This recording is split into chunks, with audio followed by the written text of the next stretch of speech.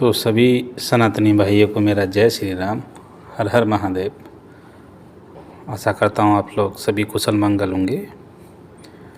तो पाखंड की पोल में, रामपाल की पाखंड के पोल में एक नया चैप्टर, ये पुराना चैप्टर है, उसे मैंने एक बार वीडियो बनाई थी, ज़रा पुराना हो गया तो दोबारा से और मैं इसके अज्ञान की मैं खाल खींचूँ। ठीक है।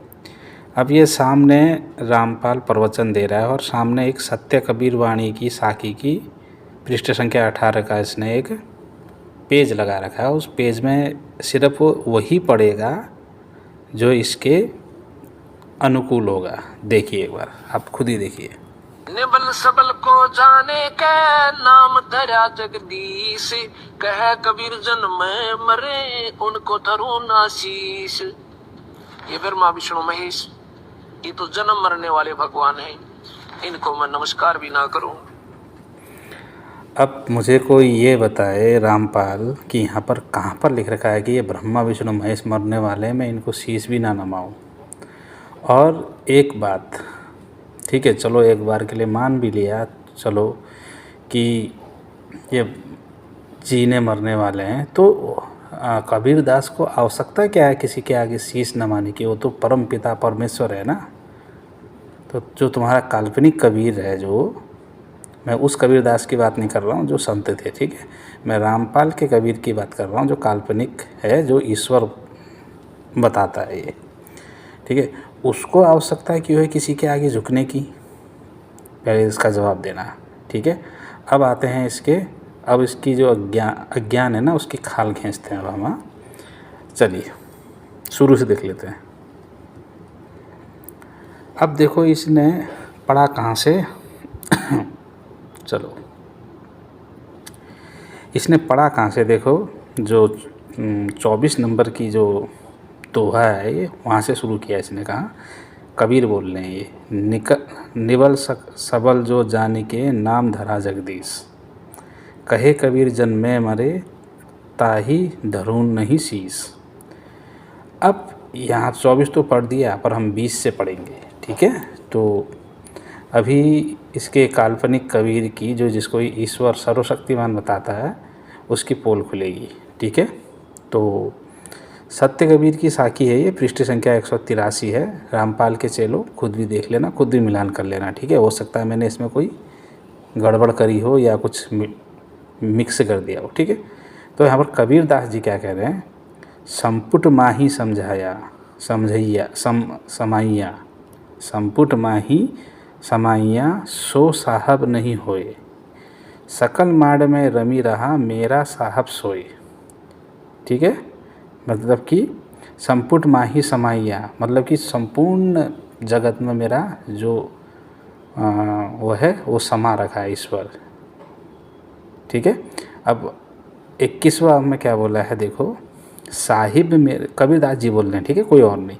साहिब मेरा एक है, मतलब कि मेरा जो साहिब है, मेरा जो ईश्वर है वो एक है सिर्फ, दूजा कहा ना जाए, दूसरा कोई नहीं है। और दूजा साहब जो कहूँ, मतलब कि अगर मैं कहूँ कि दूसरा कोई मेरा ईश्वर है, साहब खरा रिसाए, मतलब कि जो मेरा साहब है, जो मेरा ईश्वर है, वो गुस्सा होएगा, वो नाराज़ होएगा।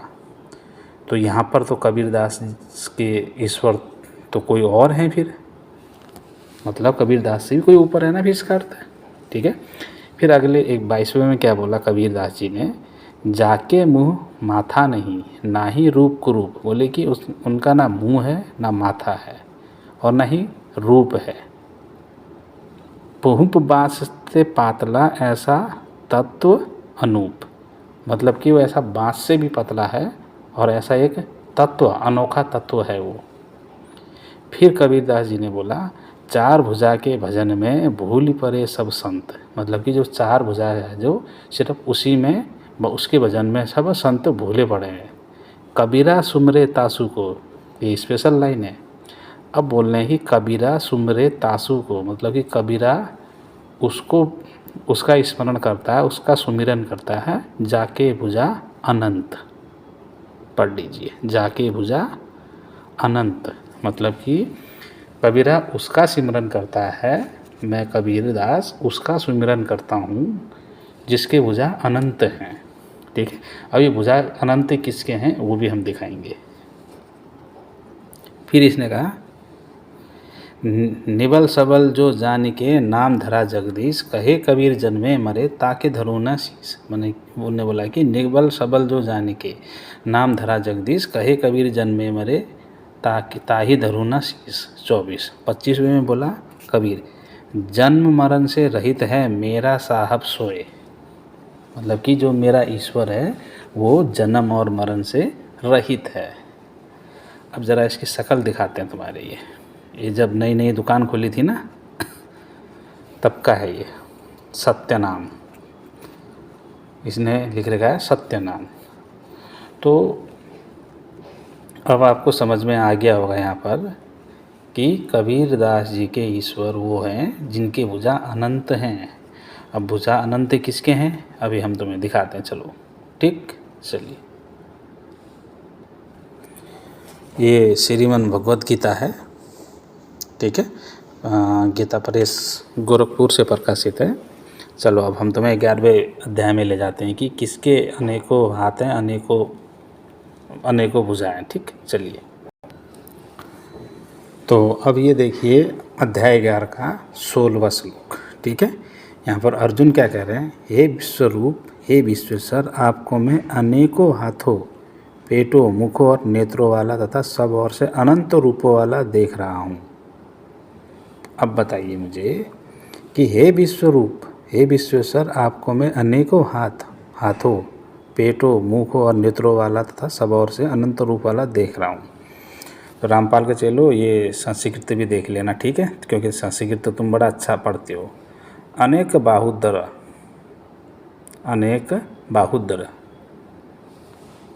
वक्र नेत्रम, अनेक बाहु और अनेक पेटों और मुखों वाला देख रहा हूँ। तो अनेक भुजा वाला, अनंत भुजा वाला कौन? ठीक, अब तुम्हें दिखाते हैं और आगे दिखाते हैं। ठीक है, चलिए।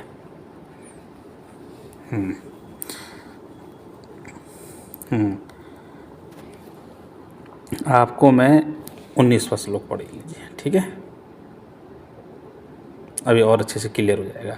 आपको मैं आदि, मध्य और अंत से रहित, अनंत प्रभावशाली, अनंत भुजाओं वाले, अनंत बाहुं,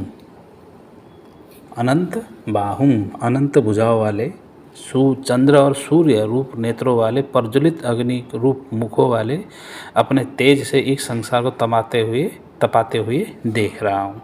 तो रामपाल के अनुसार गीता का ज्ञान काल ने दिया, ठीक है, और कबीरदास तो काल के भक्त निकले, फिर काल का सुमिरन करते हैं कबीरदास। तो यकीन नहीं हो रहा है, इससे पहले दिखाया ना कि कबीरा सुमिरे तासु को जाके भुजा अनंत। अब भुजा अनंत किसके हैं ये देखो, अनंत भुजाओं वाले, अनंत बाहु, वहाँ भी लिखा ना अनंत भुजा। तो अनंत भुजा वाले कौन? जो गीता ज्ञानदाता है। अब गीता ज्ञानदाता कौन है? रामपाल के अनुसार काल। तो और काल किसका पुत्र है? कबीरदास का। ये तो अपने पुत्र के पुजारी निकले, तुम्हारे जो काल्पनिक कबीर हैं। तो एक बात है कि रामपाल से जो जुड़ेगा वो लॉजिक नहीं लगाएगा, बिल्कुल भी लॉजिक नहीं लगाएगा, ना दिमाग लगाएगा।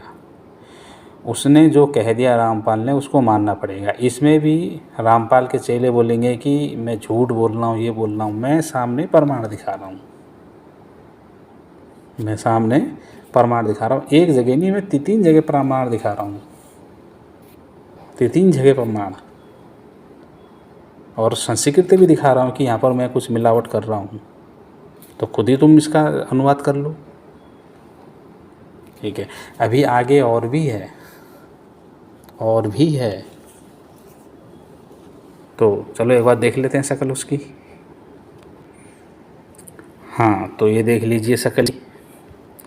ये भूल गया कि ऊपर भी कुछ लिखा है, कबीरा सुमरे तासु को जाके भुजा अनंत। कबीर उसकी भक्ति करता है, कबीर उसकी पूजा करता है, कबीर उसको सुमिरन करता है जिसके भुजा अनंत हैं। और भुजा अनंत किसके हैं? गीता ज्ञानदाता। और रामपाल के अनुसार गीता ज्ञानदाता काल है, तो काल की भक्ति करता है, इसका मतलब रामपाल का जो ईश्वर है। मैंने कोई मिलावट नहीं करी है इसमें, ठीक है, मैंने कोई मिलावट नहीं करी। मैं रामपाल की तरह नहीं हूँ ना, मैं तो सनातनी हूँ। चलो आगे देखो। अब आगे देखो क्या ज्ञान दे रहा है। ये बोलता है कि हम ब्रह्मा विष्णु महेश की भक्ति छुड़वाते नहीं, हम करवाते हैं।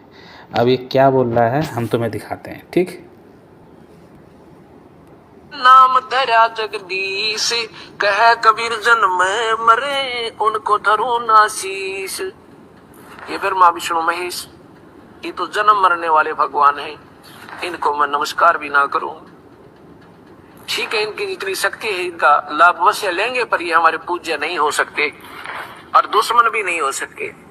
क्या कहा कि ठीक है हम इनसे लाभ तो लेंगे पर हमारे ये पूज्य नहीं हो सकते। कौन? ब्रह्मा विष्णु महेश। और खुद को तुम सनातनी कहते हो। शर्म नहीं आती है झूठ बोलने में? हाँ, इनसे लाभ जरूर लेंगे और ये हमारे पूज्य नहीं हो सकते। और जो ये मानता है कि ये पूज्य नहीं है वो घोर नरक में जाता है। दिखाएं प्रमाण? चलो हम दिखाते हैं तुम्हें प्रमाण, ठीक है। चलिए, तो रामपाल के चेलो और रामपाल आँख ना पूरा खोल के देखना, ठीक है। ये श्रीमद् देवी भागवत महापुराण है, तुम्हारी फेवरेट बुक, फेवरेट ग्रंथ, सॉरी बुक निकल गया मुँह से, फेवरेट ग्रंथ जो तुम्हारी हमेशा सीने से चिपका के रखते हो ना। अब इसमें क्या कहा है देवी जी ने कि जो ब्रह्मा विष्णु महेश को पूज्य नहीं मानता है, उसकी पूजा नहीं करता है, वो कहाँ जाते हैं। चलो ठीक है, चलते हैं। ये देवी भागवत महापुराण का तृतीय स्कंद अध्याय 6 और श्लोक संख्या है 51 से, ठीक है। चलिए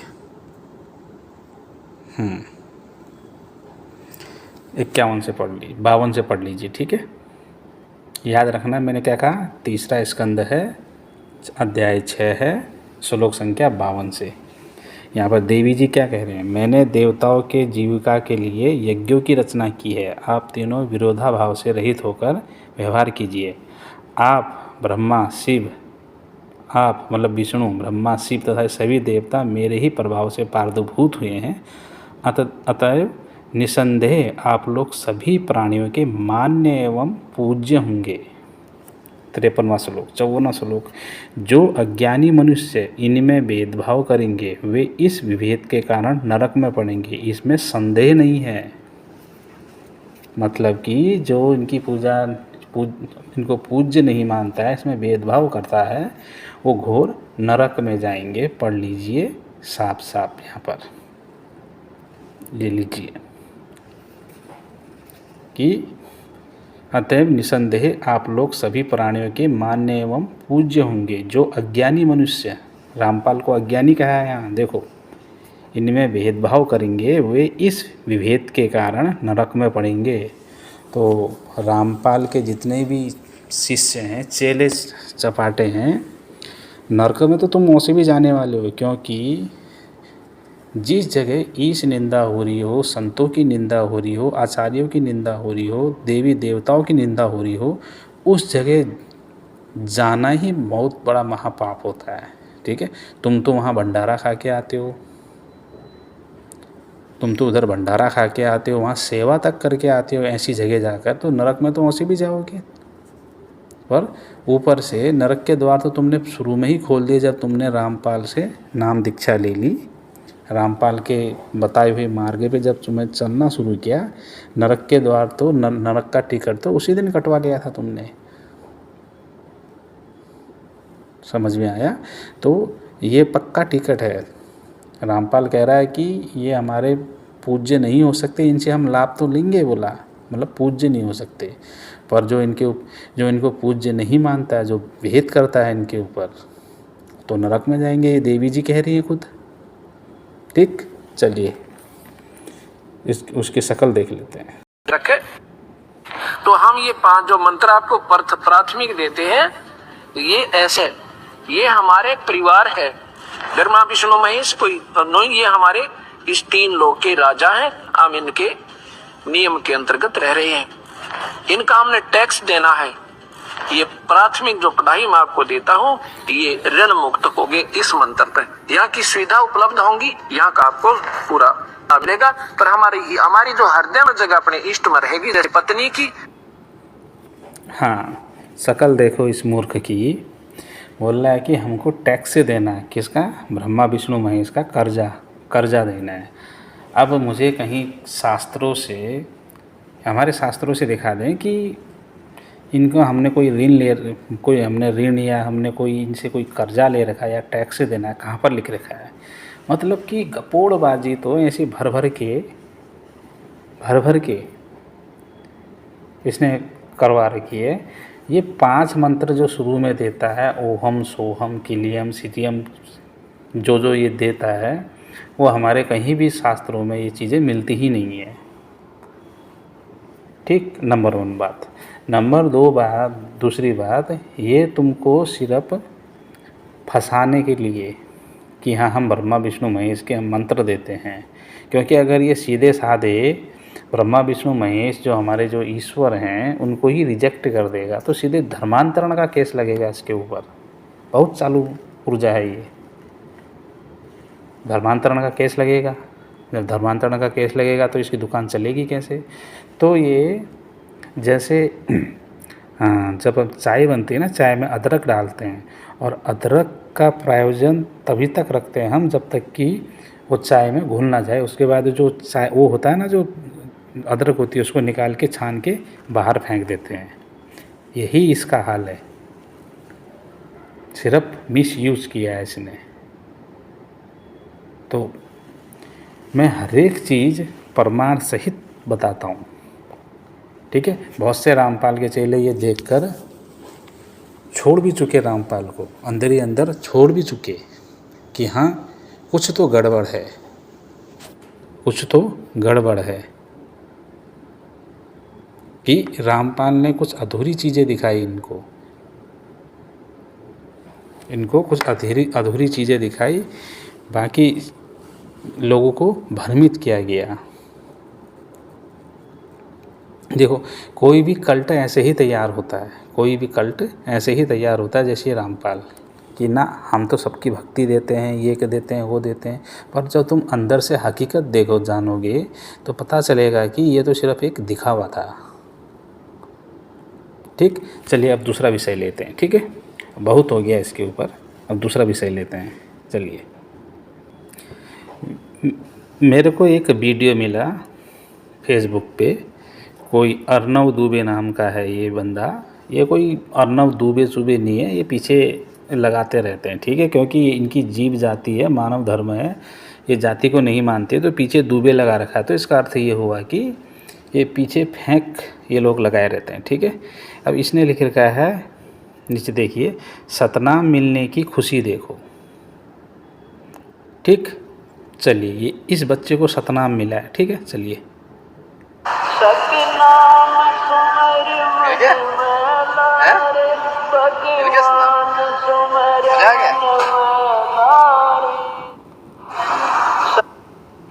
तो इस बच्चे को सतनाम मिला। क्या मिला इसको? सतनाम। अब मेरे ये समझ में नहीं आ रहा है कि ना गुरु साथ में है, आगे है, ना कोई इसके कान में कोई मंत्र बोले गए हैं, और इसको एक पर्चा थमा दिया है। वो भी किसने? किसी नामदान केंद्र पे गया है ये, और वहाँ के कोऑर्डिनेटरों ने एक नाम, इसका नाम लिखा और सतनाम उसमें जो लिख के इसको पकड़ा दिया, बोला कि हाँ तुम्हारा सतनाम तुम्हें मिल गया। तो ये क्या है? बिजनेस।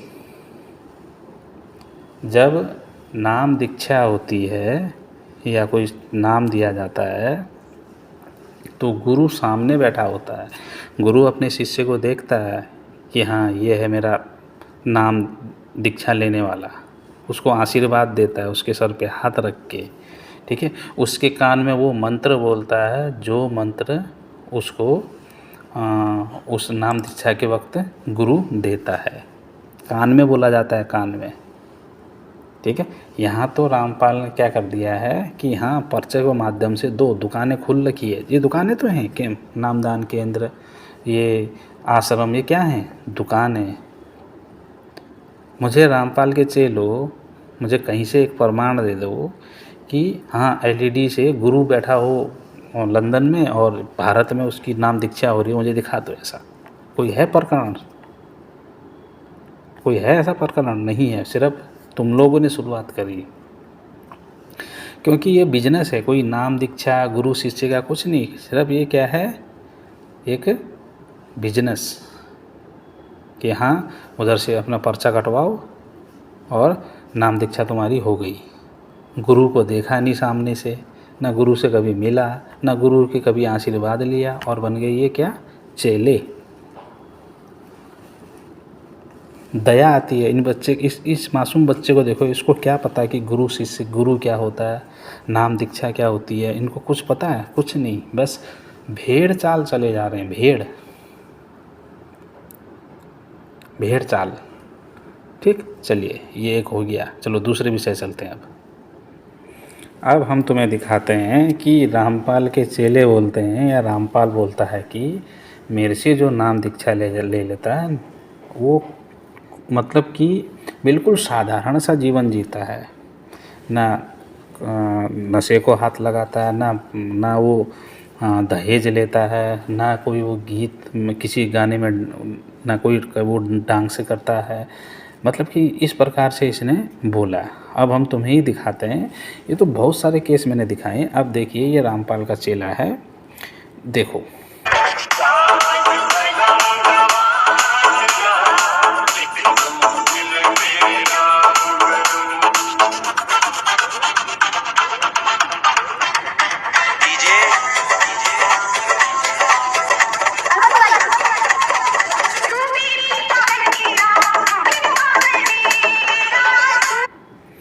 हाँ, अब बहुत से रामपाल के चेले बोलेंगे कि ये रामपाल का शिष्य है ही नहीं। चलो हम प्रोफाइल दिखा देते हैं इसकी।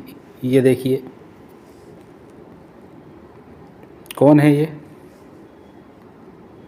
ये गले में क्या लटका रखा है इसने?